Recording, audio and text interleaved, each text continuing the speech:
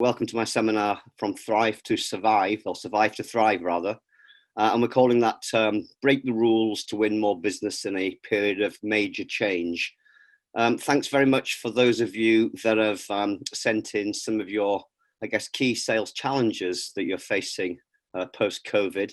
And I'm just going to look at my phone here where I've got some of them listed, see if any of these resonate with you personally.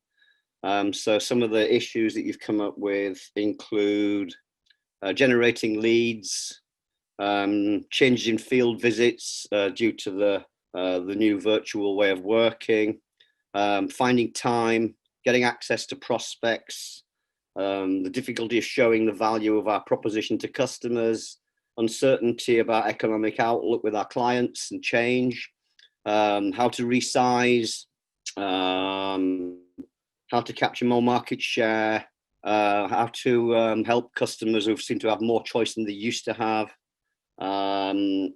protracted selling cycles, desperate competition who are trashing prices, lead generation B2B, 2020 opportunities, changing our outlook, industry getting back to work, quite a lot. There's probably 50 or 60 different kind of issues that you've covered there.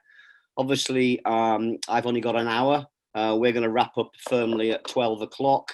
And I guess my objective here is maybe to shoot for Mars. And if I hit the moon, I'll be really pleased.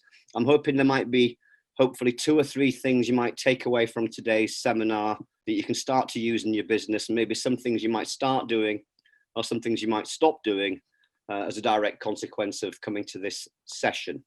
And my own background, just to give you a bit of information, is I used to work in the aerospace sector. I'm an engineer by background, and I was working in the Middle East for quite a long time, working on drones, actually, not the hunter-killer ones you see these days. These were mainly surveillance aircraft designed really to spy on various military operations, etc., etc., etc.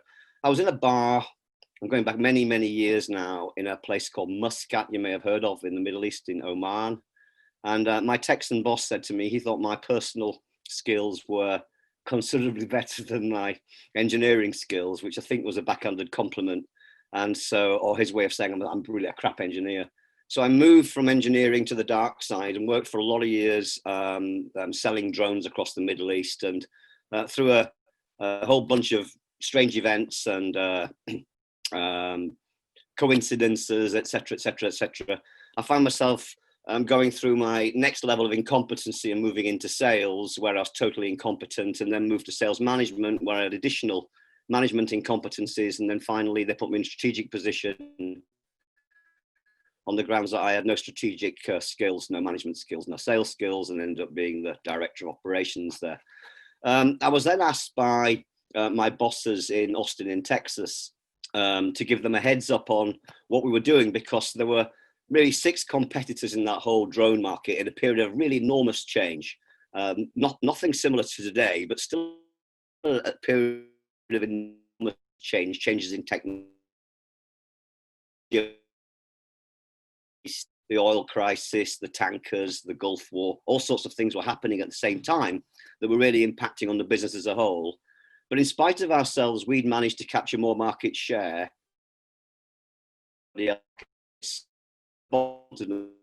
and lagging KPIs were that we'd achieved in order that we'd captured more market share than our competition during this period of massive change.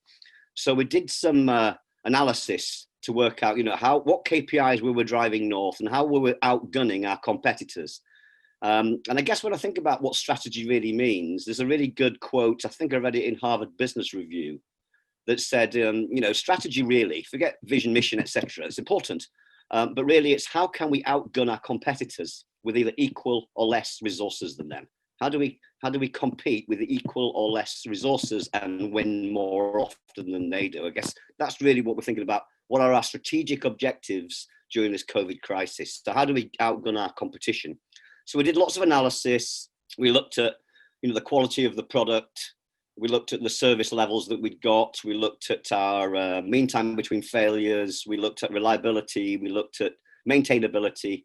and all that sort of stuff.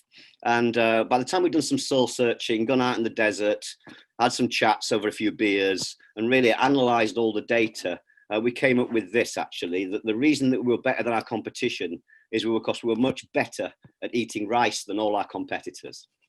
So what do I mean by that? Well, I guess what I mean was we were much, much closer to the communities that we were trying to sell into than our competition. Less aloof, less salesy, more able, if you like, to get down and dirty with the local people that we wanted to really communicate with. We learned the language, we learned the customs, etc., etc., etc. So maybe one of the themes of today's session might just be, maybe we've got to be more authentic than we ever have been, because there's a lot of fear in the marketplace, there's a lot of anxiety, as well as frustration and desperation and anger and all that kind of stuff. And so that might be one of the takeaways today, is how do we get closer to the people in our marketplaces and become maybe more authentic? I'm going to walk you through what I call the pre-COVID sales model, and the playbook that's usually associated with the pre-COVID model. And really, I liken this to going to a meeting. This is when we could go face to face, I suppose, rather than having virtual meetings like this one. I liken the relationship between the buyer and the seller early in the relationship. I'm talking about here, we've got a prospect, we've maybe made a cold call, or we've connected someone on LinkedIn, or some prospecting methodology, and we've got an opportunity, if you like, to go and pitch our stuff for the first time to a new opportunity. I think it would be safe to say that if we're in that meeting, whether it's a real meeting or a virtual meeting, there are two parties, a buyer and a seller. And let's be fair, the buyers are there for their reasons and the sellers are there for their reasons. And the motivations, if you like, are different. And I think it's fair to say that if they don't know us really well, there's likely to be a bit of a merry dance going on. So we at Sandler, we like to think of the model as being a bit like a buyer and a seller in a dance.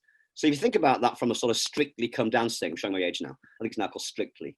If you think about it from a Strictly perspective, almost like a ballroom dance, I'm not very good at that kind of stuff, but I believe that one person leads and one person follows. So I think it would be safe to say that if the buyer can dance and the seller can't dance, that the buyer will lead that merry dance. And ditto, if the buyer's a better dancer than the seller, then ditto, the buyer will lead the dance. And you think about that from a dance perspective, the buyer then chooses during that meeting, what the rhythm of the meeting is going to look like, what the tone is going to be like, how long it's going to last, and what direction we go in.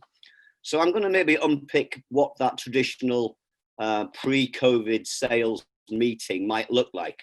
Now, I don't know, there's quite a lot of you online. There's a hell of a lot of you online. So thank you very much for joining. If you've been on sales training before, and I've been on many, I worked in the IT sector for a long time, and they sent me on all sorts of sales training courses. I think I've done Powerbase, Spin, Carnegie, Challenger, before obviously moving into Sandler and our model now. And so I'm not going to pretend that I know what your sales model looks like, but I'm going to give a generic view of what potentially a sales process might look like, and perhaps what a buying process might look like, and then see where this dance might evolve and what some of the challenges might be for us during that dance, particularly in this really challenging time of change. And so the first phase, I guess, in any selling system is typically that we generate some level of interest. And for me, that's typically, asking open-ended questions in order to tease out the needs and wants of that potential customer, so that we can then, I guess, present some kind of a solution to those needs and wants. And I guess for most of us, we've got our, Felix bag of tricks with features, advantages, and benefits inside, all talking about our capability and what we can bring to bear, if you like, to solve for some of those problems that we've unraveled during that sort of needs and wants analysis phase. And I guess the objective there is to try and mirror the needs and wants with the features and benefits of our capability in order to create, I guess, what we call USPs. I guess anyone worth their salt that's in sales, if they've been through the presentation phase, typically they want to get some kind of a closure. And so a lot of sales training focuses on things like closing techniques. I remember the old-fashioned, close the deal, always be closing, that Glengarry, Glen Ross type 80s style stuff. And I guess we get objections and stalls, and how do we handle those? And so typically you might hear things like, we need to think that over. We got to get 3 other quotes. We're talking to 4 other people. We need to have an internal meeting about that to discuss it. And then people that have been trained in sales have done objection handling. You get an objection, I handle it, it's back to you, objection handled, back to you. It's a bit like I like to liken it to a bit of an American courtroom drama with an objection and then it's handled, and an objection is handled. And I think at the end of that process, typically, the salesperson, rather than being exhilarated, ends up just a bit exhausted. Again, in the traditional model, we could spend some time on that, but we don't have time today. If we look at the psychology underneath what's going on there, typically the ego state of the buyer is to move into some kind of a parent ego versus the salesperson moves into some sort of a child ego. And at the end of that process, usually somebody bails out or rescues the situation, and then we're moving into a follow-up situation. I don't know about you, but I've always really enjoyed doing the presentation phase, because that's when you get the chance to strut your stuff, talk about what we're good at, get excited, get enthusiastic. But I don't know about you, that chase piece, where you're always chasing after them. For me, that always makes me feel a little bit more, should we call it desperate? Is John around? I just want to talk to him about the status of this deal that we're talking about. No, Mark is in a meeting for the rest of his life. Why don't you call back in 2026? I don't know if I've been there or not. So feel a little bit like a pest. So I think that's probably the model that we've got in terms of a typical sales model. So we generate interest by asking open-ended questions, tease out needs and wants, present a solution that emphasizes our capability to fix those problems using our unique selling points. We then try and close, and then we move into chase mode. I'm going to spend a little bit of time now talking about maybe a buying system. And rather than doing that in a B2B context, I'm going to frame this in a bit of personal experience from a consumer buying perspective. So a few things you don't know about me. I do have a fridge. Most people do. I'm also really into fly fishing. I live in the Welsh Marches. The Radnorshire rivers are very close by. We've got the Team and the Severn and the Usk and all the tributaries. So there's some beautiful trout out there. So I spend a lot of time fly fishing. And I'm also really into curry. I'll tell you about that in a minute. So we came back from holiday, must be a fair few years ago. And I've always got a lot of trout that I've caught. And they're often in the bottom of the freezer. And I've also got lots of curries that I make. I started off with the patak jars, and then gradually got to doing my own spices and cooking nice organic chicken curries and so on, stuff like that. And there's nearly always quite a lot of that in the freezer as well.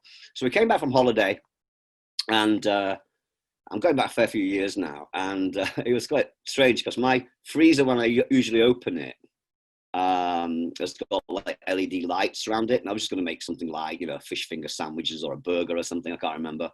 Anyway, I opened the freezer, and the LED lights didn't come on, and I went, oh dear, we've obviously got a problem here. Now the place didn't stink, so it clearly just happened. The fish fingers or whatever were still quite silver on top, and so I realized, crikey, I can probably save the trout and save the curries and the rest of the content of the freezer if I can just get downtown and get one, providing I can't fix the freezer. I gave that the first shot as an engineer. So I changed the fuse, didn't work, kicked the crap out of the lump hammer, didn't work. So then I'm in my truck and I'm going down to Hereford to go to one of the big tops, see if I can get a replacement freezer. So I'm walking around Comet or Curry's or whatever it was, going through the sexy stuff, the big screen TVs and the phones and all that, and the IT stuff, trying to find the white goods. And I finally cut into the white goods section, and I'm walking around by the freezers, having a look round, and I can't help but think that as I'm walking around, there's a young lad walking around behind me, like he's attached to me by bungee cord. And every time I move, he moves. And eventually he plucks up the courage and comes up to me and he says, can I help you? And I said, no, thank you. I'm just browsing. Now, what I meant to say was actually, yeah, if you've got something that's about this big that makes things really cold, here's money. I'll drive the truck. I need it like in a hurry, urgently. But no, out of my mouth, he said, can I help you? And I went, bleh. No, thank you. I'm just browsing. A few years later, we've completely gutted an old house of mine, and it's all gone open plan. Ceilings have been taken out and replaced. Plaster's all been taken off the walls and then, replastered. So picture the scene. I'm at home. We've got an upside down snooker table masquerading as a dining table. My 3 kids at the time were about 5, 9 and 11. We're about to sit down and have a curry. Next door is a makeshift kitchen. It's not a kitchen at all. It's just a wire hanging out with a microwave dangling off it that I've heated the curry up in. There's a makeshift sink with a tap hanging off the wall with a bucket underneath because it's not plumbed in yet. So I'm about to serve the food. My youngest boy is sitting down. My middle boy's just come back from karate club. He's got his white gi on. And he's quite handy. He's probably a brown belt or a purple belt at the time. And they all sit down for dinner. And as we sit down for dinner, the phone rings. And this lady calls me and she said, it's a really good pattern interrupt. I don't know if I trained her or not, but she rang me up and I'll never forget what she said. Her opening line was, hello, it's your lucky day.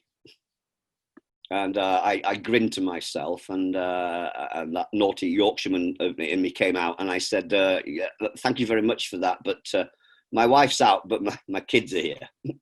And she laughed, and they said, no, I'm calling from a company called Kudos in Telford. Are you aware of us? I said, no, I don't know you. She said, well, we're an advanced kitchen manufacturer. We make really top-end, beautiful kitchens. Have you heard of Smallbone of Devisers? And I said, no, I have to say I've never heard of Smallbone of Devisers. She said, well, they're a really top kitchen company in Wiltshire. We make equipment like theirs. It's beautiful stuff. And I said, well, now's not a really good time. And she went on to say that they also do really top German designs as well. And at this stage, my daughter's starting to wave at me a little bit. And I can see that my youngest boy, the third born, the one that we didn't practice much on, the one that's brought up by the other 2, really. He's putting his finger in the curry and gleefully looking at his brother. And I'm thinking, uh-oh, this is going to kick off in a minute. And if he flicks curry on this kid's gi, he's going to kick the crap out of him because he's pretty handy and a lot bigger. So I said to this lady, it's not a really good time. And she went on to say that we've got a designer in your village next Wednesday and Thursday. Which of those is most convenient? I thought, well, the alternative choice clothes. And I said, it's not a really good time for me to talk. And then she said, yeah, at the moment, we've also got a 50% discount on anybody that has an installation done in the next 4 weeks. And I went, oh, the impending event clothes, not bad. Would you like me to arrange someone to visit? I said, listen, I really appreciate your call. And my daughter's going, Dad, it's about to kick off. And I go, okay, I really appreciate your call, but I don't need a kitchen. Thank you very much. I've just had one fitted. And she said, oh, I'm very sorry to have bothered you. Won't take up any more of your time. Thanks for taking my call. Goodbye. And so with relief, I sit down, we get stuck into the curry, and Karate Boy looks up at me and he says, Dad. I said, what? He said, you just lied. I said, what do you mean I lied? He said, you just lied to that person on the phone. I said, what do you mean? He said, well, you just said we just had a kitchen fitted. We haven't even got a kitchen. And I said, oh, that was a salesperson. And you can lie to salespeople and you still go to heaven. So let's deconstruct what happened in those 2 events and see if we can make sense of that in the crisis we're in and the challenge that we're in. And I want you to try and make this fit in your world. So I'm going to look at both of those scenarios, the freezer scenario and the kitchen scenario, through 2 different filters. The first filter is my propensity to buy. In other words, am I a really good prospect for that salesperson? Do I really have a real need, a real want, for the product or service that they're providing? Am I genuinely, a good prospect? What is my propensity to buy, my likelihood to buy? And then the second perspective I want us to look at is, what does that look like through the filter of the salesperson? What was the salesperson's reality during that buyer-seller dance interaction? So would it be fair to say that, I've got a very emotional, compelling reason to buy a fridge freezer? I cooked most of the food.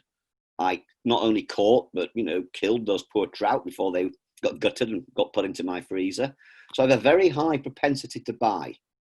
But when I was walking around the store and the guy says, "Can I help you?" And I said, "No, thank you, I'm just browsing," what was his perspective? Very low.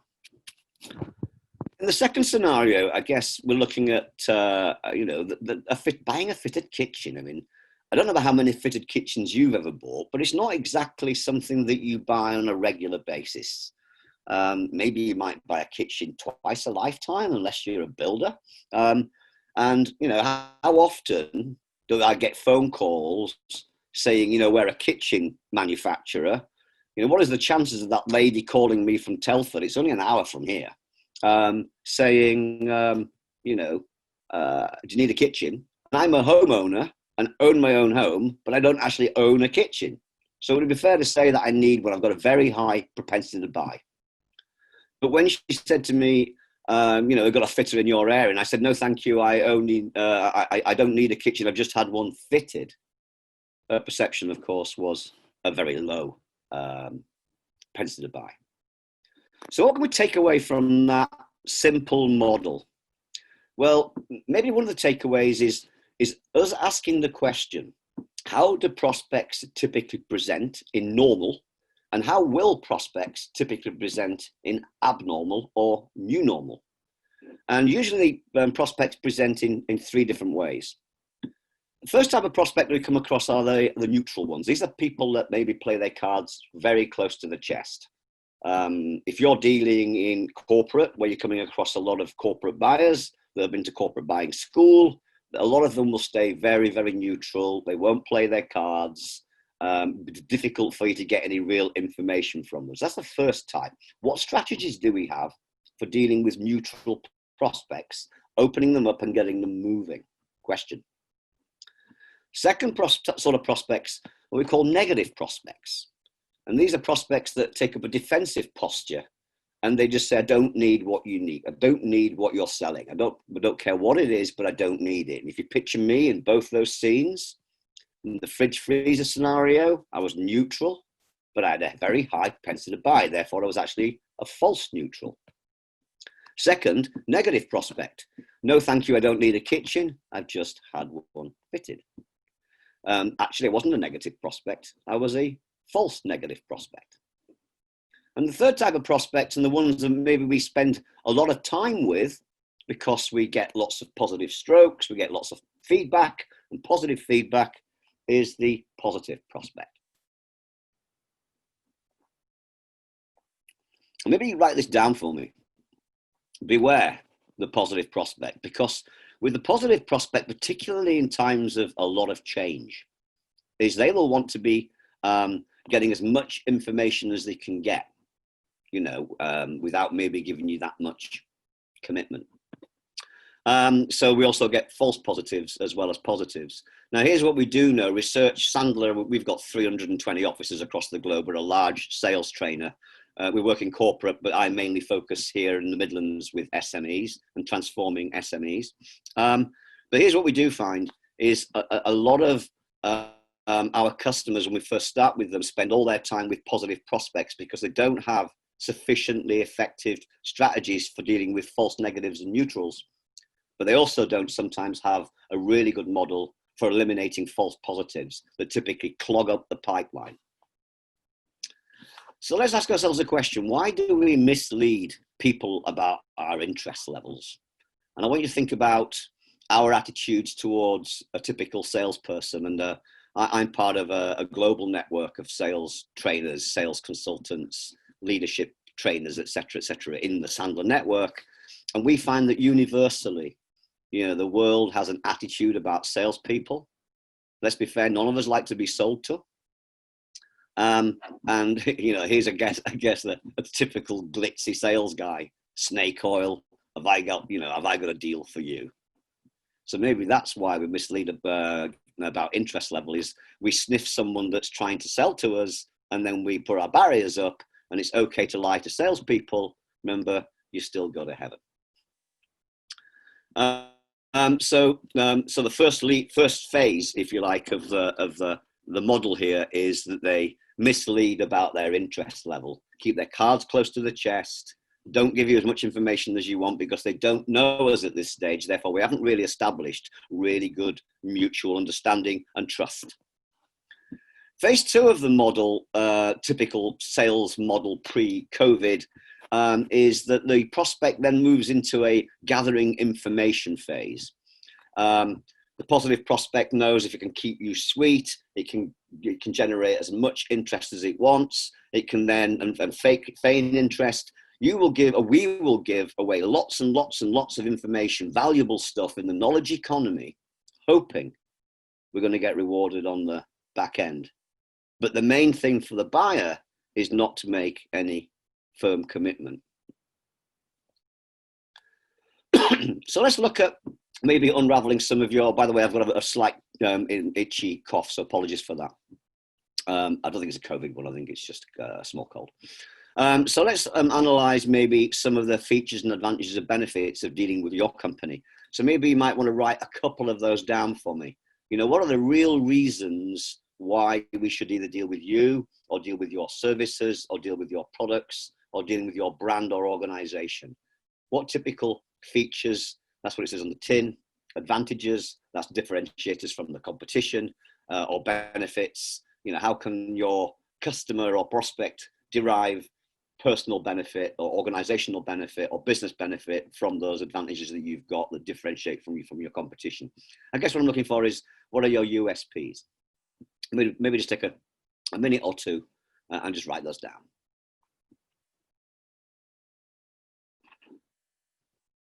And here's some that you may have come up with. I'm sure you've come up with others, but great. We've got great ROI. We've got fantastic customer service. We really pride ourselves on the level of service and our SLAs that we deliver for our clients. We've been around a long time. We're well established. We're real good at what we do. We've got real expertise within our organization. We get great value for money.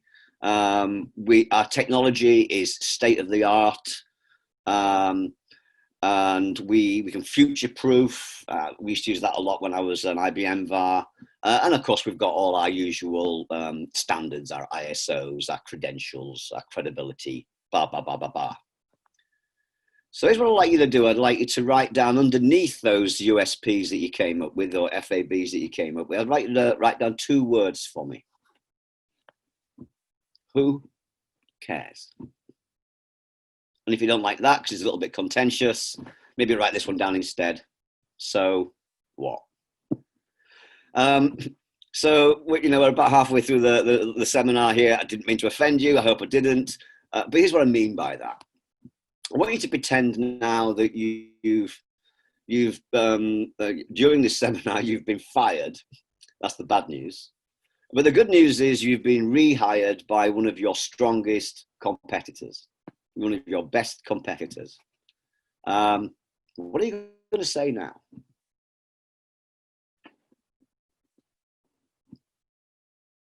Maybe it sounds the same. So really, I guess the question is, are our USPs pre-COVID, never mind now, post-COVID, are they really that unique? Are we really clearly differentiated from our competition? Or is there the risk that if we say that, we say that, and we say that, and we say that, and we say that, and we use those, that we might start to sound a little bit like that guy? Now, I know none of you are like that guy, but isn't there the danger that sometimes if we use our FABs and our USPs too early in the process, that we might just sound like that because you're going to be saying, we've got an ROI. Yeah, you would say that, you're selling it. We're great at what we do, been around forever, sounding just like everybody else. Phase 3 of the buying process typically is they want to go into some sort of consultation huddle. So rather than making any firm commitment, we're going to have to go and get 3 other quotes. We need to go and talk about this internally. I'm not really the decision maker, even though I probably told you I was earlier in the process. I started off looking like Superman with S on my chest and my blue pants on the outside, keep me away from kryptonite. But now I'm a bit more of a quivering heap. I need to talk to 3 other people internally. I've got to run it past 3 different departments, blah, blah, blah. So I'm going to have to think about it. And then finally in phase 4, when we go to do our follow-up call, and we've got this in our CRM as an opportunity, and we're encouraging our sales guys to, follow that deal up. We need to get that deal over the line. It's month end coming up. Let's just get as much in as we can. And we're calling people, and we're getting voicemail graveyard, and we're getting feedback like, he's got laryngitis and can't come to the phone. He's actually disappeared. So let's just look at that whole buyer, seller dance and reconstruct it again, because I think with the 2 players, the 2 parties, they're actually both working on the same process and they're both in cahoots. And the buyer, seller dance, let's be fair, has been going on a long time. It's probably invented with the power of the personality back in the day in the 70s and the 80s, perpetuated in the 90s, and then redesigned to move away from traditional selling to dress it up and call it the consultancy sales process. And so we try and generate interest. They mislead us about their interest. We try and present some kind of a solution to the problem, and they gather information without giving us any firm commitment. We try to go for the close, and they move into some kind of a consultation process. And then we go into the chase mode, the pest mode, and they've disappeared. And they still go to heaven. So if we were nasty to the sales guy earlier by making him look fake and inauthentic and all that, well, let's maybe have a little go at the buyers here, because here's what they do. They lie, they steal, they lie again, and then they hide. And they still go to heaven. So I'm thinking about this is the model that we've traditionally got. You may vary or have variance on that, but I don't want you to fight me on that. That's the playbook that's been working for a long time. But I think maybe now, in this time of real change and realignment, what can we do, if you like, to tear up that playbook maybe, and maybe look at a different kind of model for a different kind of future and a different kind of now? Before we go there, though, I want us to sort of have a concept transplant, a complete shift in our mindset and attitude towards sales. So here I'm going to move us from being solution salespeople to what I call trusted advisors. The people that really are on a quest for reality, people that are on a quest for the truth, people that are advocates for change. I call it the trusted advisor model. So let's look at what that mindset transplant looks like before we might maybe start looking at a new model and a new paradigm for the new reality. The first problem we've got with solution selling and all the traditional models for that is that we typically employ people that are really good at people skills, often not too good at process, and prefer to talk to people that they know and like rather than people that are strangers. Excuse me. As a consequence, what typically happens is we have just enough prospecting activity going on to be not that good at it. And if we're not that good at it, we're typically over-reliant then on marketing to produce our leads. And marketing, although it's a great activity and we need to be doing it, doesn't always have the opportunity with pull techniques and push strategies to give us the kind of customers we really want to deal with. So next question for you, I guess, is what customers were we looking for before lockdown and before COVID? And what kind of customers are we typically looking for now, post-COVID? And how do we find them? And do we have the prospecting strategies in place to move from scarcity to abundance? Second, solution sales is all based on a firm belief that if I can only emphasize and stress and persuade and convince you of our capability, you're more likely to buy from me. Whereas trusted advisors recognize that buying motivation doesn't come from persuasion and cajoling. It comes from them, from within. In other words, what are their reasons to buy? And if we're to analyze real reasons to buy, I guess we were looking at those being emotional reactions rather than intellectual reactions. You know, my need to get a freezer was an emotional attachment to preserving the contents of my curry and my trout. My reason for wanting to get a kitchen was clearly I wanted to sort out my house so I could feed my kids, etc., etc., etc., etc. My reasons to buy. And typically, maybe write this down, there are 3 real reasons why people will buy or why people will take action. Number 1, pleasure. Pleasure. Either pleasure in the now or pleasure in the future. Instant gratification or postponed gratification. Number 2, fear. And that's there in droves right now. Fear of an unknown future. And how are we addressing those fears of an unknown future? What does your customers' new normal look like? And what fears do they have that we can help them tap into and understand? And third, this concept of pain. Pain. And by far the most compelling reason to change and the most compelling reason to buy and to take action is, in the B2B world, is pain. I'm going to come back to that in a future slide.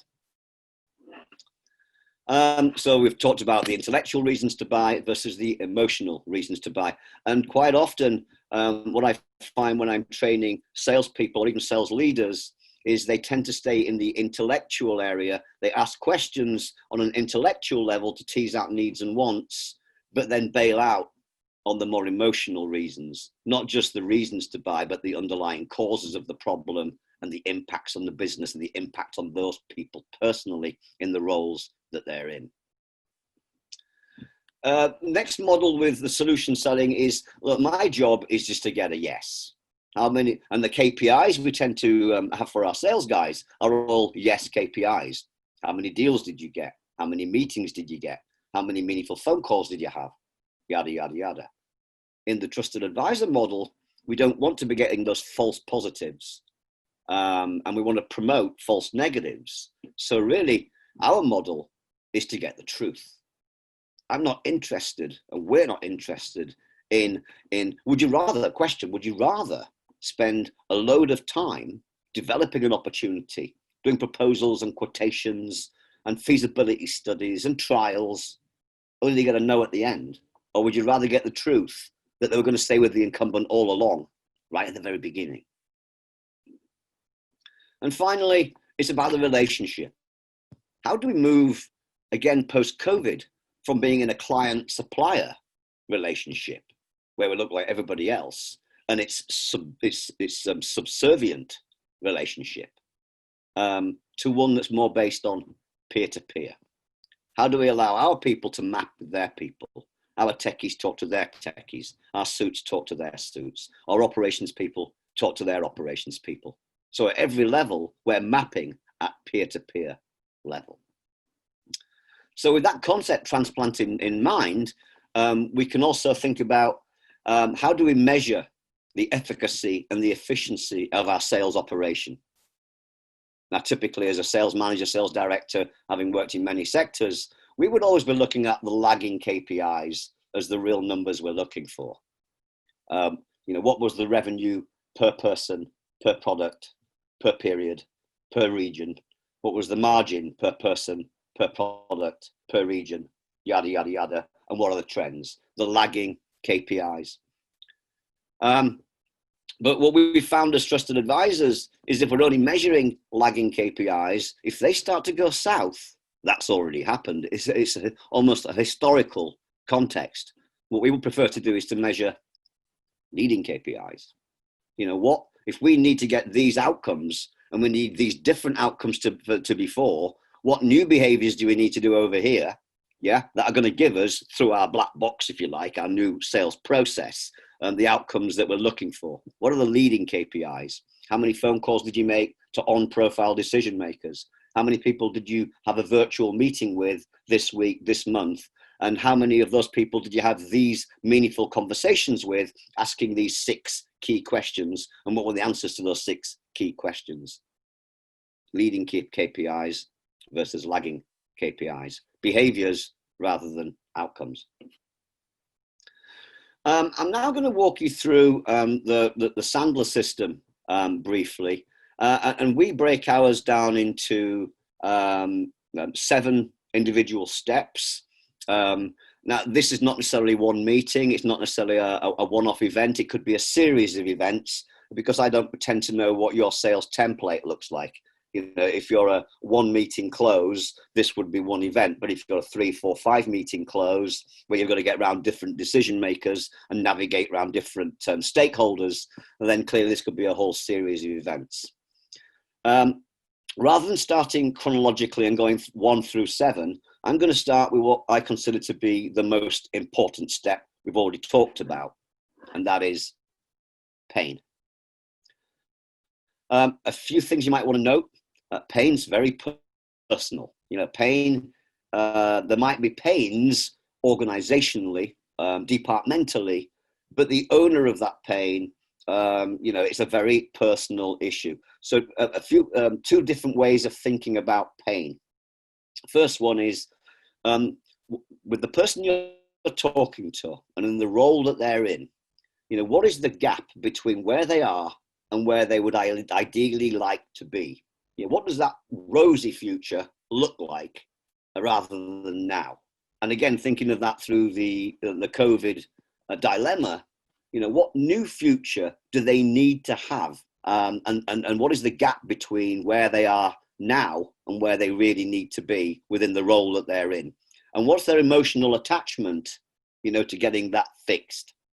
Another way of thinking of pain is it's a compelling, personal, emotional reason to change.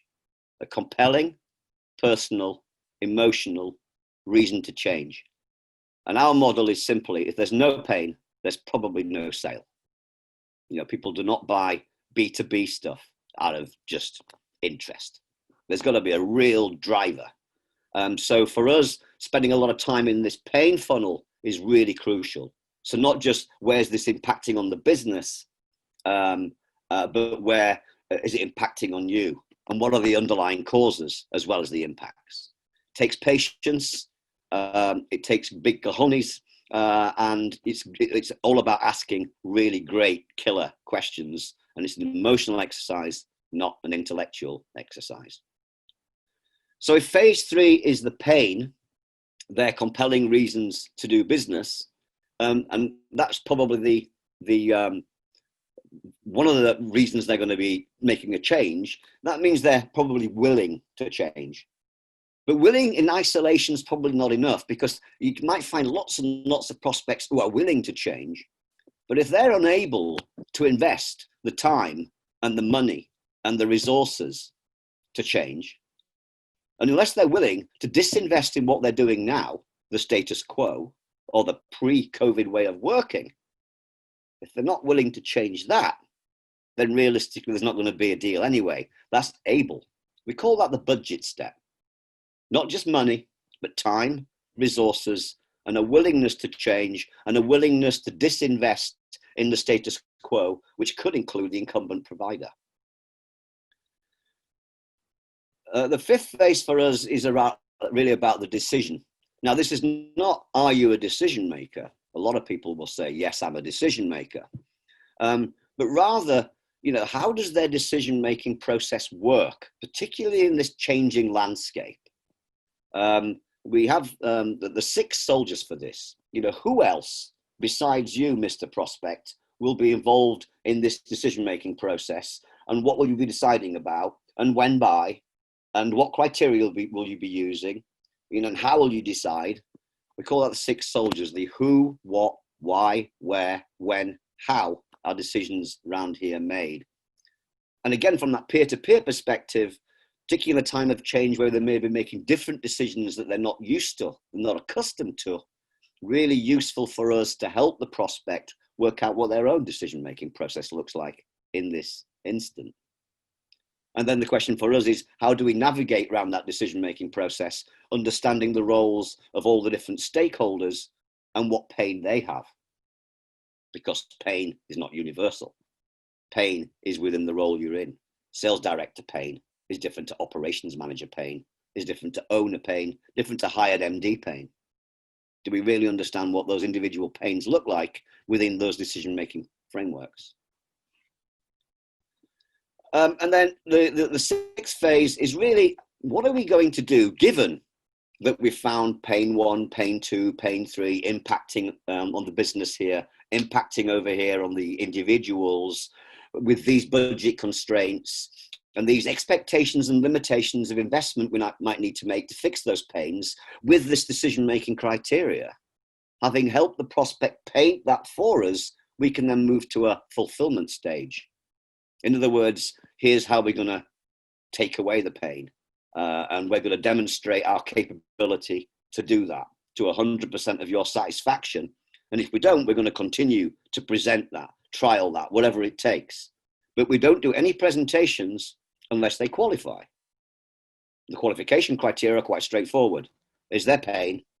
Do they have budget? And am I talking to a decision maker? The cost of the presentation is that they qualify. So just to recap on that, no pain, no sale. No budget, no sale.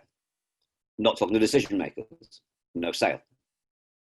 So fulfillment step is our chance to strut our stuff, not just our FABs, but strut our stuff about how can we fix the pain within the budget constraints we've talked about, limitations and expectations, and we're talking to decision makers. And then finally, once we've created the deal and we've created the sale, what are we doing post-sell? This is really moving ourselves from our sales process to our account management process so that we move our prospects to being customers. So post-sale, what's our onboarding process for a new customer? Do we really have that onboarding process for a new customer nailed down? Because what we don't want to be doing is buying back tomorrow what we sold today. Or what we don't want to happen is buyer's remorse kicking in and they go back to the incumbent provider anyway. Now, in order to set this up, we need to be in that peer-to-peer relationship we talked about earlier. And if you recall what I was talking about, why did people buy from us in that aerospace world? It was because we were really close to them and they trusted us. And we used to tell them the way it is by interrupting the pattern and being disarmingly honest with them. So phase one is always bonding and rapport. How do we make sure that we don't look, smell, taste anything like salespeople? Another way of looking at this post-COVID is if your competitors are doing it, maybe think of a way of not doing that and doing it differently. Because the key differentiators we're going to have are us and our people. And then finally in our process, if I don't want to go into the buyer-seller dance, I'm going to have to invite them into our process. And to invite them into our process, we need to set ground rules. We call that an upfront contract. So for every meeting, we have an agreement about what's going to happen during the meeting. What objectives are we shooting for during this meeting? Why are we here? What's the reason for us being together at this meeting? Second, what's your agenda? What do you need to know? What do you need to see? What do you need to hear? In order to make you feel more comfortable that we're the kind of organization that you might at least consider working with. In other words, what's the prospect's agenda? And typically what questions is the prospect going to want to cover during the meeting? What are your service levels? How much is it going to cost? What's the time frame? Have you worked in our industry? All that kind of stuff we want to park because we don't want to be in the buyer-seller dance too soon. Third, in that setting ground rules is what's our agenda?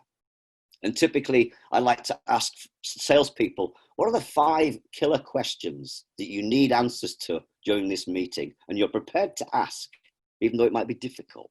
What's our agenda? What pain do they have? Who are the decision makers? What budget do they have? What's their expectation and limitation of investment? How long are we going to spend together might be the fourth part about setting ground rules. You know, we're going to be here for an hour, as we said earlier, and at the end of it, one of two things will happen. We'll either decide to move forward or we won't. And I'm really comfortable if we don't move forward because we're not for everybody. That's the idea of not going for yes, but going for the truth.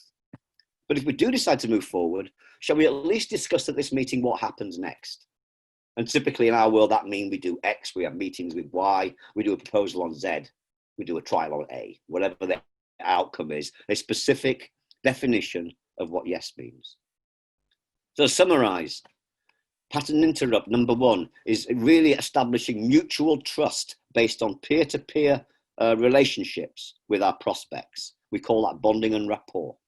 Number two, setting ground rules for all meetings to move from a personal relationship, an interpersonal relationship, to a business-to-business relationship with clear ground rules and clear outcomes defined for every single part and every phase of the selling cycle, so we don't get the wishy-washy outcomes that we often get and think it over. Number 3, 4, and 5 are about qualifying the prospect hard. It's a hard qualification, this model, not a hard sell. It's a soft sell with a hard qualification. Are we good at asking paying questions? Are we good at establishing money questions? Are we good at getting around and navigating with decision makers and understanding their decision-making process before we move to the fulfillment stage and doing proposals and quotations, etc., etc. Another way of looking at sales is to look at it through a slightly bigger filter. So most organizations that come to us are like, I've got 2 sales guys. One of them's pretty good, but he can't prospect. I've got another sales guy who's pretty good, but he can't close. You know, can you help us? And so typically we go, well, yeah, but let me do a little bit more analysis first and see, you know, what's going on under the bonnet. But usually they come to us for things like technique. So a few takeaways you might have from today is, you know, are your techniques polished? Are your techniques fit for purpose? Are your techniques a more modern playbook that's based more on authenticity and tonality and getting the truth? How good are we at qualifying? How good are we at closing? How good are we at eliminating false positives? How good are we at promoting false negatives? And I guess from a technique perspective, I'd look at it from 3 areas. One will be our strategies. Are our strategies fit for purpose in this new reality? Number 2, do we have the right techniques? So not just strategies, but the techniques that are more tactical. Do we have the right tactics? Are all those tactics a little bit salesy? Or maybe on the other side, those tactics aren't maybe ballsy enough. And third, what about our people? How do we look on screen? How do we look face to face? How do we sound on the phone? So that could be anything from verbal skills to physiology to tonality. In other words, what's our aura? What aura are we giving off from our personal presence? And what are we doing to work on our personal presence to lend us more credibility in those sales interactions? Second, what's the mindset of our organization? I'm doing a lot of calls at the moment, nearly all like this on Zoom. And here's what I'm seeing. I'm seeing 3 types of organization led by 3 types of skippers on boats. These are stormy seas right now. And I'm talking to some business leaders where, you know, they've abandoned ship. They don't even know they've abandoned ship actually sometimes. Or they do know they've abandoned ship, but they haven't told anybody yet. They've just given up. So what are we doing to make sure that we aren't in the I've given up? And also that we're not trying to spend too much time with prospects that are in I've given up mode. First kind of mindset. Second kind of mindset, we see a lot of this, is people that have battened down hatches. You know, we're riding out the storm, we're battening down hatches, we're putting a surgical knife through the cost base, we're closing down anything but other than essential operations, You'll find a lot like that, but they're waiting to emerge. And then the third kind of organization, and I guess this is the one I'm hoping you might have a takeaway here, is how do we put the sails up? How do we put the spinnakers up? How do we really put all the guys on the decks that need to be so that we come out of this stronger and better than we were before, and stronger and better than our competition. And that's really three things we need to work on there. First of all, our belief systems. You know, what is it that's getting in our way, and what is it that's keeping is in our comfort zone? And second, what's our outlook? Do we really have an outlook of opportunity during these stormy seas, or are we starting to create an outlook of limitation? It's a choice. And third, and I think most importantly, is the behavioral piece. You know, what behaviors are we doing now that are now redundant? What behaviors do we need to be doing now that are new behaviors? Do we know what they look like, and have we quantified them? In other words, do we have some really clear goals, leading and lagging KPIs for not just our teams, our salespeople, but for our managers and our leaders alike? Does everybody in your organization have one KPI, leading KPI and lagging KPI, that is ultimately what they're measured by? Their performance is measured by, if you can hit that number one KPI, these are subsidiary KPIs to that, but if you can hit that, then you can make that contribution to us being a winning organization. Second, what is our plan? Do we have plans? Individual plans, organizational plans, departmental plans that are not just buried away at the bottom of a drawer somewhere, you know, with our annual goals, but they're living, breathing documents. And third, on behavior, is what are we doing to hold people to account? Do we have really good accountability systems in place that hold people to account for doing the things that they're not only meant to do, but they're promising to do? And are there consequences within the organization for people that don't meet their accountabilities? Because accountability without consequences, nothing. Impotency. So thanks very much for joining me today. I've really enjoyed your company. Thanks very much for attending. Bye-bye. My email address is markw@sandler.com. Thanks very much for attending. Bye-bye.